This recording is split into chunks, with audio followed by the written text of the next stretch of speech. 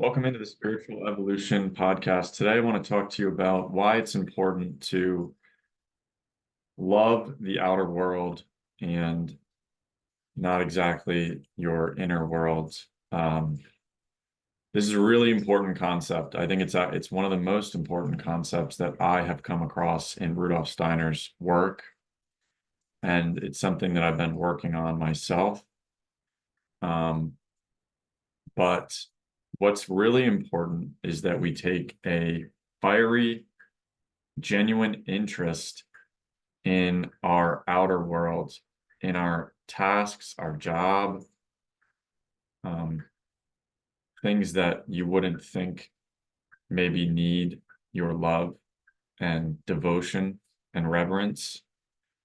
And really, when you're able to have reverence and devotion and love towards everything around you, towards the outer world, towards your vision, your life that is in front of you and around you, you are then, in a way, connecting with your true self more than you are going inward.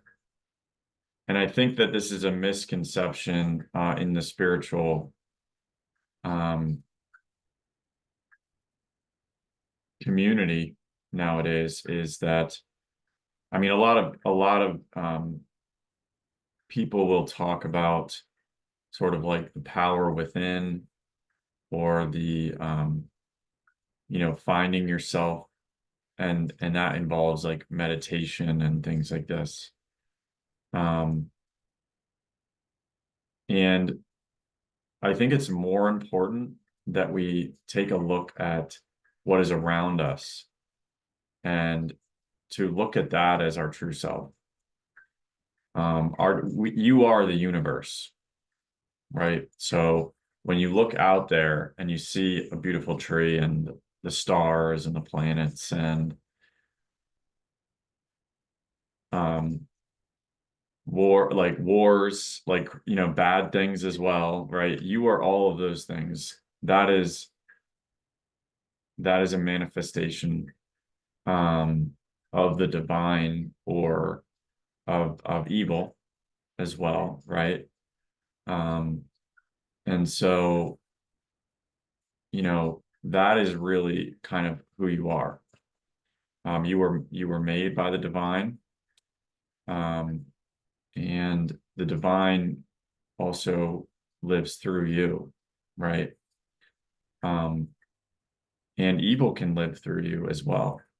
So if you're not aligning yourself in your outer life with, you know, um, trying to have a morality around what you're doing, trying to have a devotion, a dedication, and a strong willpower towards these outer things, then you can lose yourself to the world, right? And the world, in some ways, is material, right? It's materialism. It's evil in some ways, right?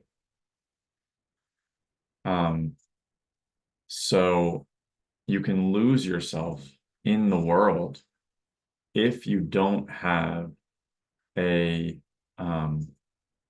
so you can either lose yourself to the world, or the world can lose it can lose you, right? If you go off and run out and go, live in the woods somewhere. Not saying this is a bad thing for people, I mean, but there are a lot of tendencies, and I've had this tendency myself, is that the world is just evil. It's too crazy.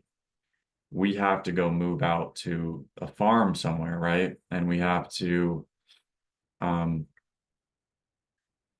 to go out and sort of get away from this madness, right?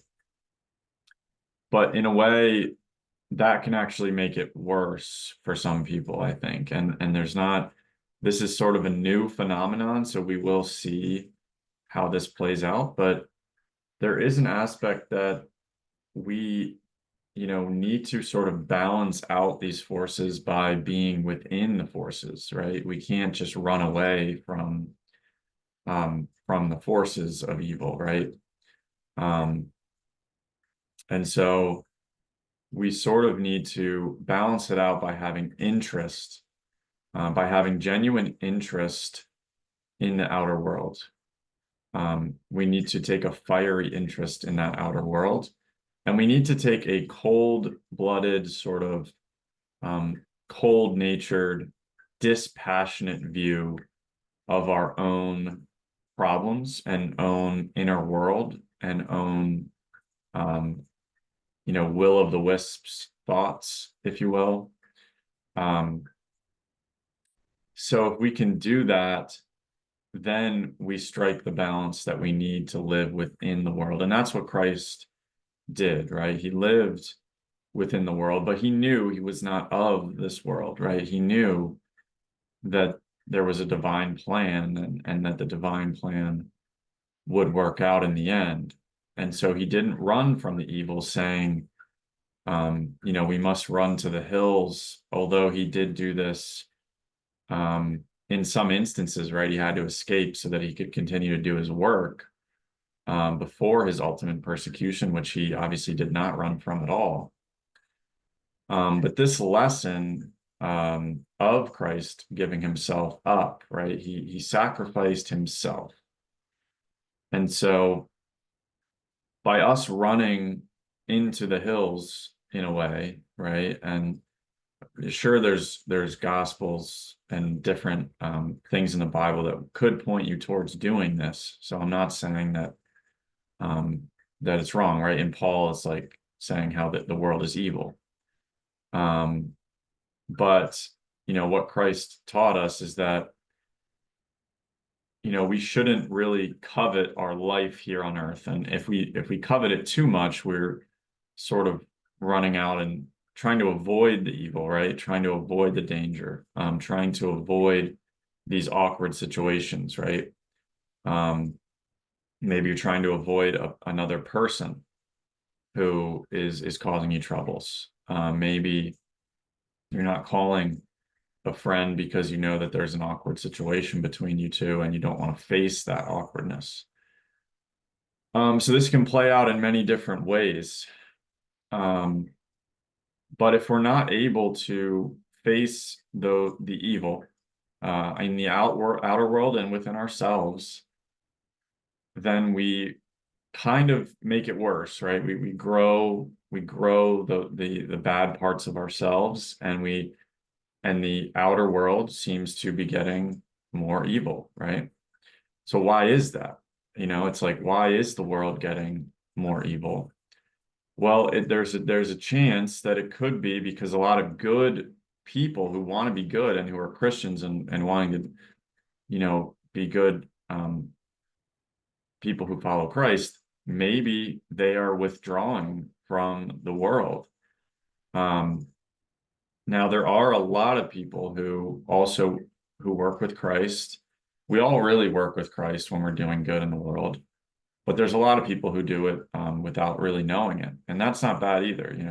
We need those people, doctors and people who do really good work and surgeries and all these different things, right? They're really saving people's lives on a daily basis. And there's also a bad side to that, right? That's the sort of big pharma route of doing things, right? Only surgery, only pills, rather than kind of a holistic approach to healing.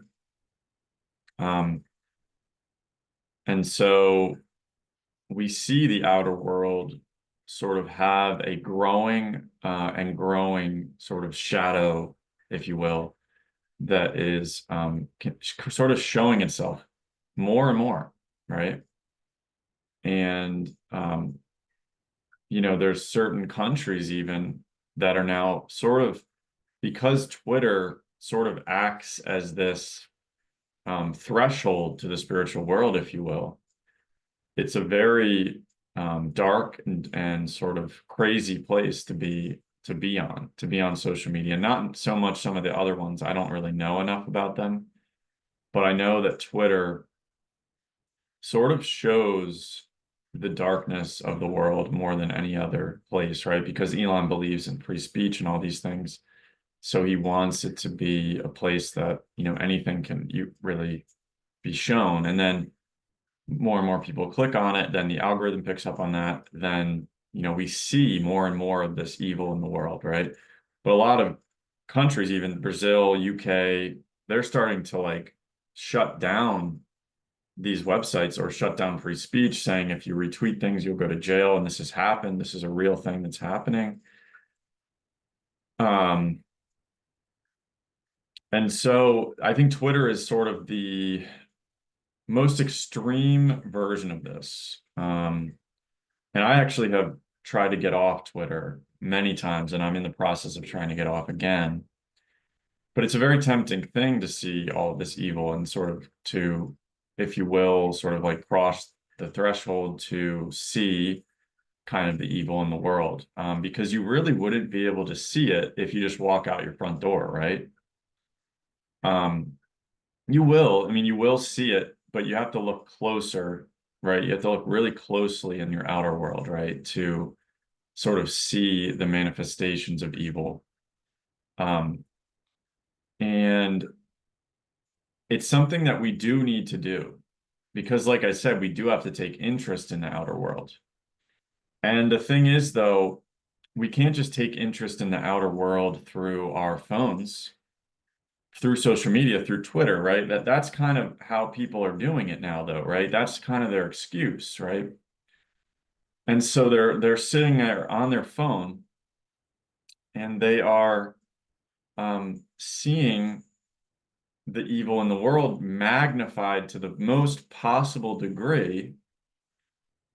Then they're taking that information and they're saying, how is this going to affect me, right? Personally, rather than taking the problems of the outer world that you see and trying to work towards a solution for that problem to try to help other people.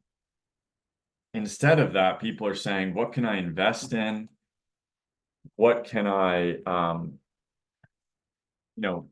what can I not only invest in, but where can I move? What location am I safe in?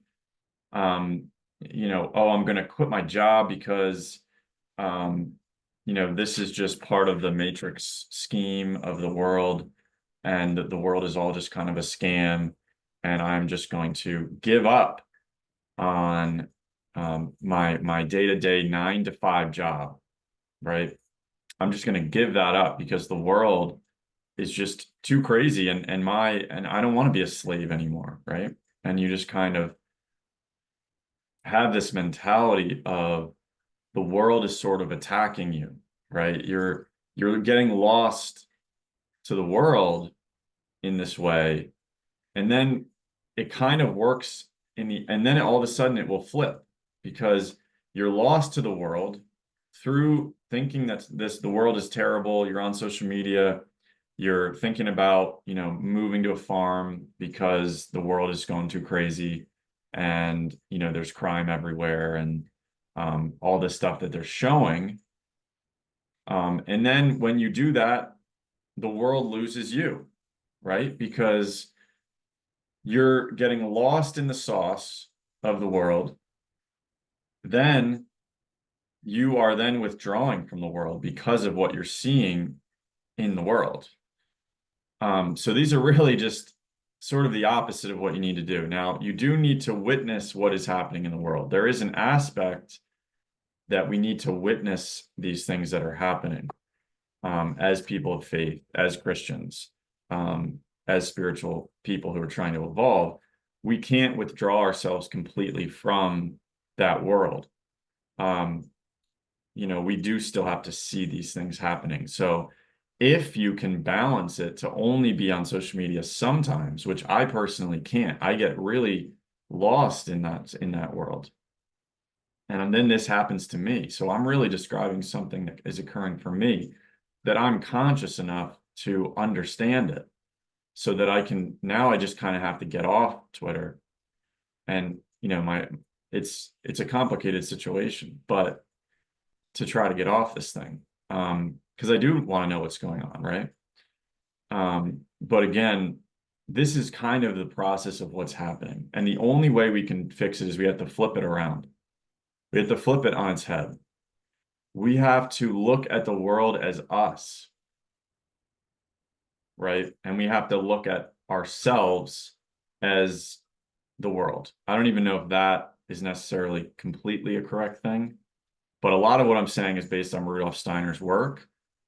This is not just me coming up with any of this stuff. Usually the stuff I put on my channel is based on anthroposophy and spiritual science from Rudolf Steiner. Specifically this, what I'm talking about, if you want to find it, is in the foundation of morality, or I think it might be the spiritual foundation of morality. It's within the collected works lecture series of Christ in the Human Soul. And it's on YouTube. I think it's just the spiritual foundation of morality. And it's really interesting. It goes into St. Francis and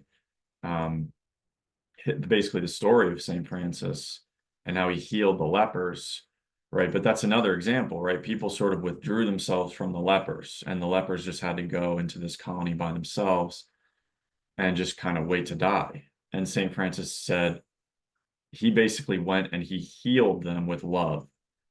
And love really is interest, right? Interest is love, love is interest, because when you have interest in something, you have attention that you're giving it, but it's out of love, because it has nothing to do with your own well-being, right? But because he went and loved the lepers, he was able to heal them through that interest and through that love and through not having fear of getting leprosy himself, right? So he was able to go and heal some of these people. And so when you have the temptation to withdraw from the world because of how crazy it's gotten, just remember to be in the world, but not of the world. Jesus didn't say to leave the world and to be not of the world, right? He didn't say to be in the world and, of the world. He said to be in the world, but not of the world, which means we are witnessing this stuff, right? We're there. We're still doing our 9-to-5 job. And if we're lucky, we can try to have some time to do another passion project, right? Like this is kind of that for me. And that's kind of how you can work through the sort of slave thing, system matrix, whatever that we're in, is that you can have a side project that you're working on. It could be, and it might not even be a project. It might be that you're reading spiritual science, right? That's it. Or that you're trying, but then you take it into your 9-to-5, where you're trying to do the right things for the world. You're trying to do good. You're trying to do the best you can in your job. You're trying to make the best of your situation that's possible. You're trying to find ways you can impact people just by being a good person, by being positive. So what we can do, again, flip it on its head. You have to have interest in the outer world, fiery interest in topics that you don't think that you would, right? And maybe that's your 9-to-5 job. Maybe that's your job down at the, at the Wawa or the Sheets, right? Or you also then you do still have to have inner development practices, right? Like meditation, reviewing your day. At the end of the day, try to review your day in a backwards fashion, where you're thinking of all these events that happen, but you're just thinking of them backwards, right? And you can also, like I said, have a meditation practice or a thought control practice where you're just taking a pencil and you're just thinking of all the things about the pencil. How do they put this together? What were the materials that went into it? What is it used for? When was it invented? All of these things to really focus your thoughts on one particular thing. And it should be a simple thing. And again, this is the inner development practices. You can also do a meditation where you're taking a verse from spiritual science, from the Bible, from the Bhagavad Gita, etc. And you can meditate on that verse for a few minutes and then try to drop the verse from your mind and focus on nothing. And when your mind goes somewhere else, continue to bring it back to the middle, continue to bring it back to the middle, continue to bring it back. Whether it's the verse that you're meditating on to bring it back to, or the blank that you have after that to bring it back to the middle. So those are some practical things you can do in your life to develop your inner self, right? So we still do want to develop, but when it comes to our sort of problems that we're having in our life and our things like this, where we sort of feel like we're being attacked, we actually kind of want to blank that out. We want to have a dispassionate view towards our sort of inner nature, if you will, right? Our inner impulses, our feelings, our joys, our sorrows, our desires, our etc. Those types of things, we want to try to have a dispassionate sort of cold-bloodedness towards those, the sort of desire body, if you will. We want, then that's really how you balance that out. And I hope this makes sense. The balance of those two is really Christ, and having interest and having love for the world.